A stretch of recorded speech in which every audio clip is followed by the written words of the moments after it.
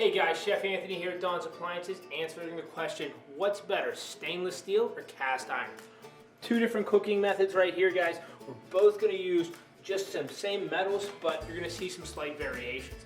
Even with the stainless here, it's almost going to be a little bit less carbon in the design makeup than this one, but you're going to see more versatility in your stainless cookware. You know what I mean?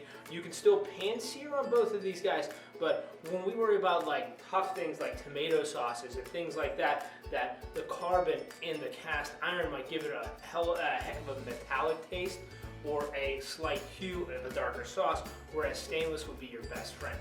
Both are comparable in prices. You know, they can go high and low. The longevity of stainless versus cast iron is going to last a lot longer, usually and typically, but it needs to be treated more, guys.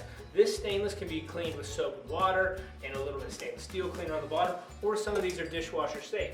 Whereas cast iron is a big no-no with soap, water, and dishwasher.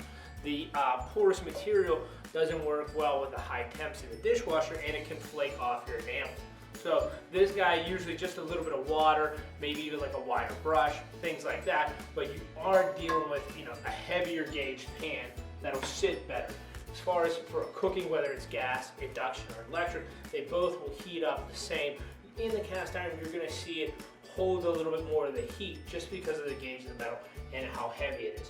Both have one-piece handles that will be hot to the touch. If we do it on induction, you know, it will cool a little bit.